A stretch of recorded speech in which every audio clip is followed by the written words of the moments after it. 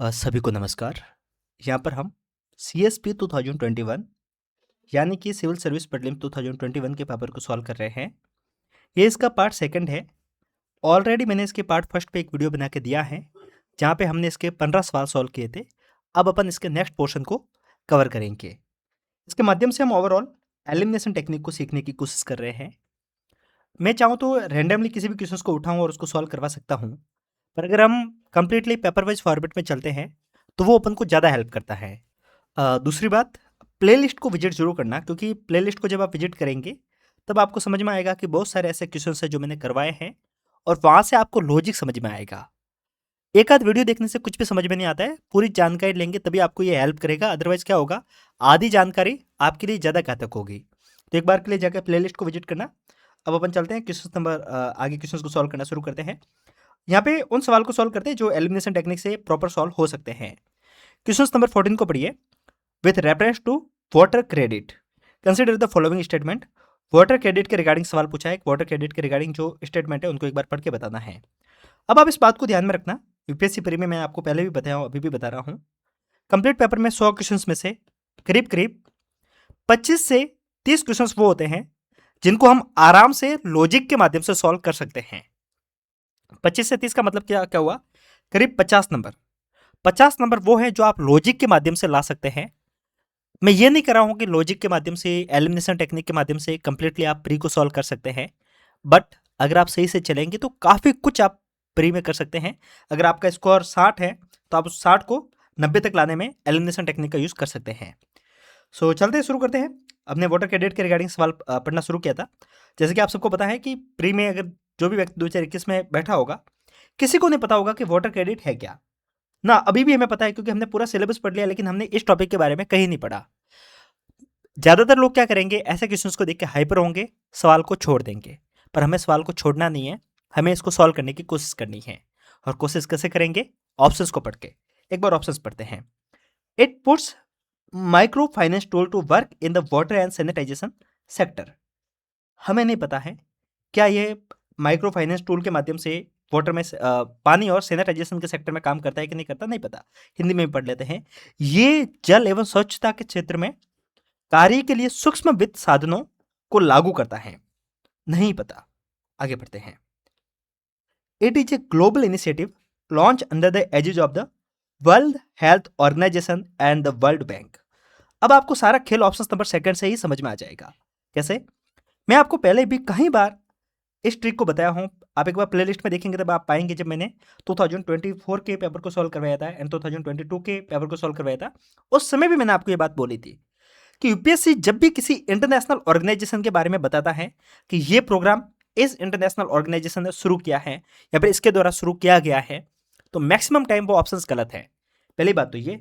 और दूसरा खेल ये है, दूसरी ट्रिक ये है, ट्रिक नहीं कह सकते, लॉजिक है, जो आप पीवाईक्यू लगाएंगे तब आपको समझ में आएगा कि ये लॉजिक कई बार लगता है, कई बार नहीं, हर बार लगता है। अगर आप पिछले 13 से लेकर 25 तक के सॉल्व करेंगे तब आप पाएंगे कि हाँ, ये चीज यूपीएससी ने कई बार पैटर्न को फॉलो किया है। आप कभी भी देखना, जब भी यूपीएससी ने किसी भी क्वेश्चंस में 2 से ज्यादा फैक्ट पूछे हैं या फिर 1 से ज्यादा फैक्ट पूछा है तो उसमें गलत होने के चांस ज्यादा है। पहली बात ये। और दूसरी बात, जब भी किसी प्रोग्राम, किसी भी स्कीम के बारे में पूछा है और वहां पे 2 या 3 लोग एक साथ में मिलकर किसी मिनिस्ट्री पे काम कर रहे हैं, तो मोस्ट प्रोबेबली वो ऑप्शंस गलत होगा। ऐसा क्यों, समझिए इस बात को। It is a global initiative launch under the aegis of the World Health Organization and the World Bank. अब आप ये ध्यान में रखना कि यूपीएससी ने यहाँ पे 2 ऑर्गेनाइजेशन पूछे हैं।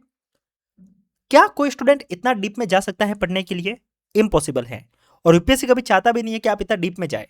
यूपीएससी का सीधा सा पैटर्न है कि आप ब्रॉडली पढ़े, न कि आप डीप जाके पढ़े। आप ये देखिए, एंड के बाद में किसी और ऑर्गेनाइजेशन के बारे में पूछा है, और ऐसा जब भी आपको कहीं पे पैटर्न दिखे तो आप उस ऑप्शंस को गलत मानना, ठीक है। और इसमें एक खेल ये भी होता है, कई बार क्या करता है यूपीएससी कि एक ऑप्शंस को तो सही पूछ लेगा और सेकंड जो एंड के बाद में देखा उसको गलत दे देगा। ये पैटर्न आपको 2024 में दिखा होगा, बहुत सारे स्किल्स में आपको दिखा था, ठीक है। तो इसको अपन को गलत मान के चलना है। और मैंने बता दिया गलत होने की वजह क्या है। मैं आपको सिर्फ हवाबाजी में नहीं बता रहा हूँ कैसे आपको गलत मानना है, वजह है। मैं एक एक क्वेश्चन पर टाइम ले रहा हूँ, क्योंकि आप जब एग्जाम में जाएंगे तो आपको ये टाइम वहां पे काम में आएगा। इसको अपन गलत मानते हैं। अगर अपन ऑप्शन नंबर सेकंड को गलत भी मानते हैं तो हमारा सीधा ऑप्शन नंबर सी आ जाता है, 1 एंड 3। ऑप्शन नंबर 3 को एक बार पढ़ लेते हैं। It aim to enable the poor people to meet their water need without the depending on the subsidies. गरीब लोगों को सब्सिडी के बिना पानी की जो उपलब्धता है वो हो सके, उसके ऊपर काम करता है, हिंदी में पढ़े तो। इसका उद्देश्य निर्धन व्यक्तियों को सहायता के बिना अपनी जल संबंधी आवश्यकता को पूरा करने के लिए समर्थ बनाना है। ठीक है, इसको अपन एक बार के लिए से मान के चलते हैं। सही क्यों है इसके पीछे कारण मैंने आपको ये बता दिया। अब मैं आपको एक चीज और बताता हूं जो कि आप प्री में ध्यान में रखना, क्योंकि आप अभी जो पैटर्न है यूपीएससी का वो बदल रहा है। काफी लोग बोल रहे हैं कि आप जो पुराने सवाल सॉल्व करवा रहे हैं, अभी जो यूपीएससी का पूछने का तरीका है वो अलग है। देखिए, इस बात को समझिए, यूपीएससी ने पैटर्न जरूर बदला है, पर इसका कतई ये मतलब नहीं है कि elimination technique logical gas completely खत्म हो चुका है। कंप्लीट पेपर में 100 सवाल होंगे, 100 में से करीब करीब आप मान के चलिए, एक एवरेज लेके चलते हैं, 40 से 50 सवाल वो हैं जो आज भी पुराने पैटर्न से ही पूछे जा रहे हैं। अब इसमें कुछ क्वेश्चंस वो आ गए हैं अभी जिसमें सवाल ये पूछा जा रहा है ओनली 1 या फिर ओनली 2, ओनली 3 या फिर नन ऑफ द अबव। ये एक ऑप्शंस का पैटर्न पूछा जा रहा है। जब इस टाइप के ऑप्शंस में जब सवाल को पूछा जाता है तो वहां पे हम रिस्क नहीं ले सकते, क्योंकि इस टाइप के सवाल को सॉल्व करने के लिए हमें एग्जैक्ट नॉलेज की जरूरत है। पर आप ध्यान में रखना, जब भी आपको एग्जाम में ये पैटर्न दिखे कहीं पर भी 1 and 2 ओनली, 2 and 3 ओनली, मतलब जब नंबर में आपको स्टेटमेंट के बारे में पूछा जा रहा है ना, तो उस क्वेश्चन को अटेम्प्ट करना है, उसको छोड़ना मत। क्योंकि यहाँ पे यूपीएससी आपसे खुद कह रहा है कि आपको लॉजिकल गैस लगाना है, लॉजिकल गैस छोड़ना नहीं है। इसी कारण यूपीएससी ने पैटर्न बनाया है। जब ये पैटर्न बना रहा है मतलब यूपीएससी ने इसमें कहीं ना कहीं कुछ ऐसा स्टेटमेंट दिया है जो गलत हो सकता है। इन बातों को ध्यान में रखेंगे तो बिलीव में आपको एग्जाम में बहुत ज़्यादा हेल्प होगी। ठीक है, तो आपने लगभग एक सवाल को समझा, एक ट्रिक को समझा। ये एक ट्रिक नहीं है, कहीं ना कहीं हम समझेंगे कि इससे आप एग्जाम में कम से कम 2 से 3 सवाल सॉल्व कर सकते हैं। करीब 2 से 4 नंबर का आपने एक फ़ायदा लेने के बारे में सीखा है। अब आप एक काम करेंगे, अगर आपको वीडियो से जरा सी भी हेल्प हो रही है तो आप लाइक करेंगे, कमेंट करेंगे, सब्सक्राइब भी करेंगे, क्योंकि आप सब्सक्राइब नहीं करेंगे तो मुझे पता नहीं चलेगा कि मेरी मेहनत कितनी काम आ रही है आपके। दूसरी बात, आप जब किसी भी चीज़ के बारे में बार बार दोहराते हैं ना, तो वो काम आपका हो जाता है। बोलते हैं ना कि जब आप किसी चीज़ को शिद्दत से चाहते हैं तो वो काम आपका हो जाता है। आपको बार बार एक्सेप्ट करना होगा। इसके कारण आप जब भी कोई पूछें तो आप हमेशा बोलिए कि मैं इस बार यूपीएससी 2026 का मेंस लिखूंगा। ये बात आप बार बार बोलिए, बार बार दोहराइए। और एक बार आप कमेंट में भी लिखिए, I will be in the UPSC mains 2026। आप कमेंट करके बताइए। ठीक है, खैर आप कमेंट पर लिखना, ये देखते हैं कितने लोग मैनिफेस्ट करते हैं। ठीक है, खैर हमने एक क्वेश्चन को पढ़ा, एक ट्रिक को सीखा, एक बार आप आगे बढ़ते हैं। ये वाला सवाल है ना, ये सवाल प्योर नॉलेज का है। अगर आपके पास में नॉलेज नहीं है तो इसको आप सॉल्व नहीं कर सकते। यहाँ पे पूछा है कि lander of the last resort किसे कहा जाता है और क्यों कहा जाता है। ठीक है, in the India the central bank function as the lender of the last resort usually refer to which one of the following. ऐसा क्यों कहा जाता है? ऑप्शन एक है lending to trade and industry body when they fail to borrow from other source. मतलब जो industry है, जो इंडस्ट्री बॉडी है, वो किसी और जगह से धन नहीं ले सकती है। हिंदी में पढ़ लेते हैं सीधा सीधा, कौन ट्रांसलेट करे। अन्य स्रोतों से ऋण प्राप्ति में विफल होने पर व्यापार एवं उद्योग निकायों को ऋण प्रदान करता है। लेकिन हमें पता है कि जो अंतिम उधारदाता यानी कि lander of the last resort हम आरबीआई को बोलते हैं, और आरबीआई का काम है कि जब भी कोई बैंक को जब जरूरत होती है तब वो आरबीआई के पास में जाती है। इसको अपन बैंकों का बैंक भी बोलते हैं। तो यहाँ पे क्या किसके बारे में पूछा है? व्यापार और उद्योग के बारे में पूछा है, लेकिन हम lander of the last resort bank के संदर्भ में बोलते हैं। तो इसके कारण हम ऑप्शन नंबर 1 को कहें, जहाँ पे भी 1 दिखेगा उसको गलत कर लेंगे। ठीक है, अब अपन पढ़ते हैं ऑप्शन नंबर 3 के बारे में। बजटीय घाटों के वित्तीयन के लिए सरकार को ऋण देता है। इंग्लिश में पढ़ेंगे तो lending to the governments to finance budgetary deficit. हमें भी पता है कि जब बजट डेफिसिट में चलता है तब आरबीआई हेल्प नहीं करता है, क्योंकि आरबीआई अगर हेल्प कर देगा तो इन्फ्लेशन बढ़ जाएगा। प्योर नॉलेज है, इसको आपको काटना था। अगर आप इसको काट लेते हैं तो 3 वाला भी कट गया और 1 वाला कट गया, तो ऑप्शन नंबर भी आपका सही हो जाता है। एक सवाल पूछा था, R2 कोड प्रैक्टिस क्या है? R2 कोड प्रैक्टिस क्या है हमें नहीं पता, इन्वायरमेंट का सवाल है। इसको अगर अपन सीधा लॉजिक के बेस पे इतना साइज सॉल्व होना हो, करंट अफेयर्स का सवाल था। R2 जो कि रीयूज रिसाइकल आपने पढ़ा होगा, यह कहना कि इलेक्ट्रॉनिक्स रिसाइकलिंग इंडस्ट्री के रिगार्डिंग में था। तो ऑप्शन नंबर 1 इसका सही आंसर था। देखिए, जहाँ पे लॉजिक की जरूरत है मैं आपको सिर्फ वहाँ पे लॉजिक बता रहा हूँ, और जहाँ पे नॉलेज की जरूरत है उसको अपन छुएंगे भी नहीं, क्योंकि नॉलेज के ऊपर अपन अभी इतना टाइम नहीं दे सकते। हमारा मेन काम है लॉजिक को सीखना। एक बार ऑप्शन नंबर 17 को पढ़िए। 17 नंबर क्वेश्चन आपको यह सिखाएगा कि एलिमिनेशन टेक्निक कहाँ पे काम नहीं करती है। ऐसा आपको यूपीएससी के एग्जाम में हर बार दिखेगा। आप मान के चलना, एलिमिनेशन टेक्निक अगर आप 40 सवाल में यूज़ करते हैं, 14 क्वेश्चन में यूज़ करेंगे, तो आप पाएंगे कि 40 में से 20 सही हो जाएंगे और 20 गलत हो जाएंगे। ये आप लेके चलना, ठीक है। ये नहीं है कि जो एलिमिनेशन टेक्निक है वो 100% से सही है या फिर 100% आपको एग्जाम निकलवाई देगी, ऐसा नहीं है। आप लेके चलना कि आधे सवाल आपके एलिमिनेशन से भी गलत होंगे, पर क्या इसका मतलब हमें एलिमिनेशन यूज नहीं करनी है? ऐसा नहीं है। अगर आप 20 सवाल सही करके आते हैं तो आपके मार्क्स आते हैं 14, और अगर आप 20 सवाल गलत करके आते हैं तो आपके कितने मार्क्स जाते हैं? करीब 7 इंटू 14, 40 मार्क्स आते हैं और 14 नंबर आपके चले जाते हैं। तो इस सेंस में अगर आप ओवरऑल काउंट करते हैं तो कितने आगे? 40 में से 14 लेस करेंगे तो 26। तो आप कहीं ना कि 26 नंबर के फायदे में ही रहते हैं। तो एलिमिनेशन टेक्निक आपको नेगेटिव में लेके नहीं जाएगी, हमेशा पॉजिटिव में ही लेके जाएगी, ये आपको समझना होगा। ऐसा मैंने क्यों बोला? क्वेश्चंस को बड़ी आपको समझ में आएगा। Why is there a concern about the copper melting plant? जो कॉपर मेल्टिंग प्लांट है उसके रिगार्डिंग क्या कंसर्न है वो पूछा है। दे may release lethal quantity of the carbon monoxide into the environment. ये बहुत ही निम्न मात्रा में कार्बन मोनोऑक्साइड हिंदी में पड़ता है, ठीक है। वे पर्यावरण में कार्बन मोनोऑक्साइड को घातक मात्रा में निर्मुक्त कर सकते हैं। घातक मात्रा में, ठीक है, लेतर घातक मात्रा में, थोड़ा हिंदी गलत पढ़ लिया मैंने, ठीक है। वे पर्यावरण में कार्बन मोनोऑक्साइड को घातक मात्राओं में निर्मुक्त कर सकते हैं। अब अपन पढ़ते हैं ऑप्शन नंबर सेकंड को। The copper slag can cause the leaching of some heavy metal into the environment. Some heavy metal, सीधी सी बात है कि सम से पूछा है तो ये तो ऑप्शन 100% सही होगा। They may release sulphur dioxide as a pollutant. They may release sulphur dioxide कर सकता है, मैं पूछा है ना, तो ऑप्शन भी सही होगा। पर अब ऑप्शन नंबर 1 में खेल क्या है? दे मे रिलीज। और हमने हमेशा एक लॉजिक में क्या पढ़ा है कि अगर आप किसी भी वीडियो को देखेंगे, मैंने भी कई बार आपको बताया है कि जब भी यूपीएससी मे पूछता है, कैन पूछता है, मतलब कर सकता है, तो ऐसे सेंस में अपन उस ऑप्शन को सही मानते हैं। लेकिन अगर अपन इस ऑप्शन को सही मानते हैं तो हम डी पे जाते हैं, लेकिन ये गलत आंसर है। इसका आंसर सेकंड एंड थर्ड है, क्योंकि जो कॉपर मेल्टिंग प्लांट होते हैं वो कार्बन मोनोऑक्साइड नहीं प्रोड्यूस करते हैं। लिथर अमाउंट में तो कम से कम नहीं करते हैं, छोटे मोटे करते होंगे तो पता नहीं, ठीक है। तो हम ऑप्शन नंबर 1 यहाँ पे गलत हो जाता है। तो हमें इस बात को भी समझना होगा, कई बार ऐसे सवाल भी होंगे जहाँ पे हमारे ऑप्शंस गलत होंगे, पर हमें उससे डरना नहीं है, ठीक है। यहाँ पे जो पूछा है फर्नेस ऑयल के रिगार्डिंग सवाल पूछा है, ये क्या है? ओवरऑल तो ऑल ऑप्शंस के सही होंगे। क्यों? सवाल क्या पूछा है? With reference to furnace oil consider the following statement. It is a product of the oil refinery, ठीक है। Some industry use it to generate power. It can cause sulphur emission into the environment. मैंने आपको पहले बताया it नहीं, it's huge cause, it's क्या पढ़ रहा हूँ मैं, ठीक है, तो फिर से पढ़ते हैं। It huge cause sulphur emission into the environment. इसका प्रयोग एनवायरमेंट में सल्फर प्रोड्यूस कर सकता है। अब आप यहाँ पे ध्यान में रखना कि जब भी कोई ऑयल है, रिफाइनरी है, कोल है, कोई भी पेट्रोलियम प्रोडक्ट के रिगार्डिंग कोई भी सवाल आएगा तो वो सल्फर इन्वायरमेंट में प्रोड्यूस करता है। इस बात को गांठ बांध के चलना, ठीक है। सल्फर निकलेगा निकलेगा निकलेगा।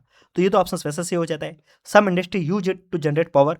कुछ इंडस्ट्री प्रयोग करती है, हमें नहीं पता ना कि कितनी सारी इंडस्ट्री होगी, कोई करती होगी तो भी हमें नहीं पता, इसको सही मान के चलना है। And it is a product of the oil refinery. नहीं पता है, पर एक ऑयल से लगा है तो थोड़ा बहुत लॉजिक लगाएंगे तो कहीं ना कहीं हम इसके आंसर तक पहुंच जाते हैं, और डी इसका सही आंसर निकलता है। अब अपन पढ़ते हैं ब्लू कार्बन क्या है, प्योर नॉलेज का सवाल है। जो carbon capture by the ocean and the coastal ecosystem.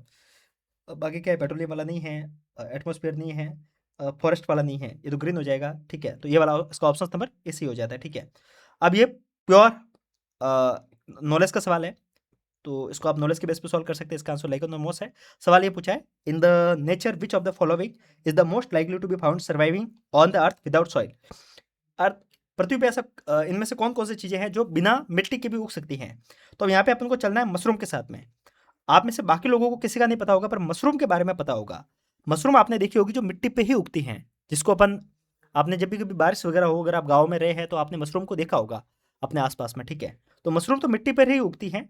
अगर आप इससे भी चलते हैं तो आप ऑप्शन नंबर 4 को गलत करके चलते हैं, तो आपके पास में सेकंड और थर्ड आपके पास में बच जाता है। फिर आपके पास में लाइकेन है और मॉस है। लाइकेन के बारे में आपको पता होगा, लाइकेन किसको बोलते हैं? हिंदी में बोलेंगे लाइकेन तो काई जो होती है ना, वो एक तरीके से लाइकेन ही है। काई किस पे उगती है? पानी की सतह पे, तो उसके लिए मिट्टी की जरूरत नहीं है। तो ये तो सही है, ये हमें पता है। मॉस के बारे में नहीं पता, तो मैं आपको बता दूं, जो पत्थर होते हैं ना, अब पत्थर जब भीग जाते हैं तो उसके ऊपर मॉस मॉस उग जाती है, ठीक है, बिना मिट्टी के, तो वो मॉस है, ठीक है। तो ऑप्शन सेकंड और 3 सही हो जाता है। आगे बढ़ते हैं। प्योर नॉलेज है, छोड़ देते हैं। प्योर नॉलेज है, छोड़ देते हैं। प्योर नॉलेज है, छोड़ देते हैं। एलिमिनेशन टेक्निक यहाँ पे है। 24 नंबर क्वेश्चन है, प्योर एलिमिनेशन है। समझते हैं कैसे इसको सॉल्व करना है।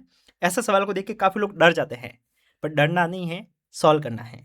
With reference to New York declaration on the forest, which of the following statement are correct? Current का सवाल है, हमें नहीं पता, फिर से ऐसा सवाल आएंगे, हमें नहीं पता, पर सॉल्व कैसे करना है समझते हैं। अब यहाँ पे आपको एक ट्रिक सिखाता हूँ, पहले भी बता चुका हूँ, फिर से बता रहा हूँ। अगर किसी भी क्वेश्चंस में 5 ऑप्शंस पूछे जाते हैं तो 3 ऑप्शंस उसमें से सही होंगे, और अगर किसी क्वेश्चंस में 7 ऑप्शंस पूछे जाते हैं तो उसमें से 5 ऑप्शन सही होंगे। इस वाले लॉजिक को गांठ बांध के रखना। मैं आपको जितने भी ये एलिमिनेशन टेक्निक सिखा रहा हूँ, इनके नोट्स बना लेना, ये नोट्स आपको बहुत ज़्यादा हेल्प करेंगे। क्या बताया मैंने, 5 में से 3 सही होंगे, 7 में से 5 सही होंगे, और ये यूजुअली इन्वायरमेंट साइंस में लगेगा। साइंस एंड टेक में एक बार सवाल को पढ़ लेना, कई बार ऐसा भी हो सकता है कि 7 में से 7 सही हो और 5 में से 5 सही हो। ये उस सेंस में पूछा जाएगा, कुछ ऐसा पूछा जाएगा कि इससे क्या निकलता है, ऐसा सेंस में कुछ जनरलाइज स्टेटमेंट होगा तो उसको आप ले सकते हैं। लेकिन जब आपको कॉम्प्लिकेटेड स्टेटमेंट मिले तो आप इस लॉजिक को लगाएंगे तो आपके लगभग आपको ये पैटर्न फॉलो होता दिखेगा। ये मैंने आपको 2025 के क्वेश्चंस में भी बताया है, 2024 में भी बताया है, और अभी अपन 2021 पे हैं, उसको भी अपन देख रहे हैं। सवाल पूछा है New York declaration on the forest, नहीं पता, पढ़ेंगे क्या है। इट वाज फर्स्ट, पहले एक बार ऑप्शंस को पढ़ लेते हैं, ठीक है। अब अपन को क्या करना है, 5 में से 3 सही होंगे ये अपन को मान के चलना है, तो 2 वाला तो एक बार के लिए गलत मान के चलेंगे अपन, ठीक है। अब अपन ए और बी के ऊपर खेलेंगे, और कैसे खेलेंगे समझते हैं। It was first endorse at the United nation climate summit in 2014, ठीक है। अब आप ये देखिए कि इन दोनों में एक वाला ऑप्शन तो है ही, तो इसके ऊपर तो अपन को ज़्यादा सोचना नहीं है। Second number, it endorse at the global timeline to the end the loss of the forest, Hindi में पढ़ते हैं ना, तो हिंदी वाला भी आपको समझ में आ जाएगा। इसमें वन के ह्रास को रोकने के लिए एक वैश्विक समय रेखा का समर्थन किया गया। एक जनरलाइज स्टेटमेंट आपको नहीं दिख रहा कि वनों के ह्रास को रोकने के लिए, और ये किसके ऊपर है, New York declaration on the forest, जंगल के रिगार्डिंग है, तो सीधी सी बात है कहीं ना कहीं ये ह्रास को रोकने के रिगार्डिंग हो सकता है, जनरलाइज स्टेटमेंट है। फिर देखते हैं option number 3, it is A legally binding international declaration. इस बात को ध्यान में रखना, एनवायरमेंट साइंस में कहीं पर भी सवाल आता है लीगली बाइंडिंग, या फिर जो कान हिंदी में क्या बोलोगे इसको, वैध रूप से बाध्यकारी, ऐसा कोई भी अंतर्राष्ट्रीय घोषणा के बारे में कोई भी ऑप्शन आता है तो उसको आपको गलत मान के चलना है। इस लॉजिक को मैं आपको पहले भी बताया हूँ। मैं एक क्वेश्चन पर सिर्फ एक एलिमिनेशन नहीं, बहुत सारा लॉजिक एक साथ में बताता हूँ, ठीक है। अब आप ये देखिए, ऑप्शन नंबर 3 को आपको गलत मानना है, तो ऑप्शन नंबर 3 ऐसे गलत मान लेते हैं तो आपके पास में ऑप्शन एक और डी आपके पास में बच जाता है।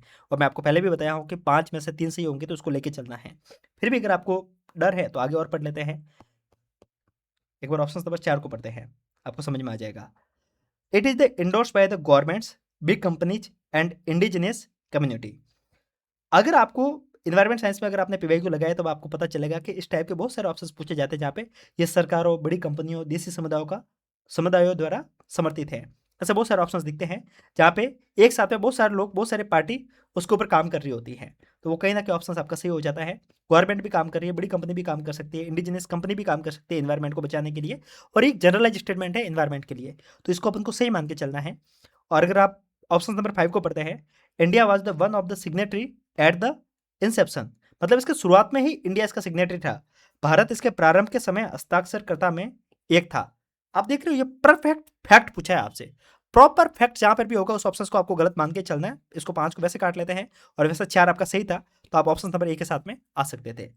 बहुत ही तरीके से अपन सवालों को सॉल्व कर सकते हैं, इतना कॉम्प्लिकेटेड है नहीं। अब आप ये देखिएगा, ऑप्शन नंबर 25 है, क्वेश्चन नंबर 25 है, पढ़िए इसको, 5 ऑप्शन है, लगा के देखिए, इसका सॉल्यूशन आप मुझे कमेंट में बताना, ठीक है। और आपको समझ में आएगा कि क्या सच में एलिमिनेशन टेक्निक काम करती है कि नहीं करती है, इसमें क्या क्या ट्रिकें काम करेगी वो समझना है। एक तो 5 में से 3 काम करते हैं, पहली वाली ये। दूसरी बात, इसमें से ओड और इवन को बांटना है। जो एक तरीके का ऑप्शन दिख रहा है ना उसको एक बार अलग करना, और जो अलग तरीके का दिख रहा है उसको अलग करना। जब आप इस तरीके से करेंगे तब आप ऑप्शन तक पहुंच पाएंगे। ये वाली ट्रिक मैंने आपको 2022 के सवाल में सिखाई थी, एक बार उसको यूज करना, नहीं आएगा तो अपन नेक्स्ट क्वेश्चन में और सॉल्व करेंगे। बाकी इस बात को समझिए। अगर आपको हेल्प हो रही है तो आप लाइक कमेंट करके बताएंगे, और ऐसे वीडियो के साथ में अपन फिर मुलाकात करेंगे। तब तक के लिए हंसते रहिए, मुस्कुराते रहिए, साथ साथ में पढ़ते भी रहिए।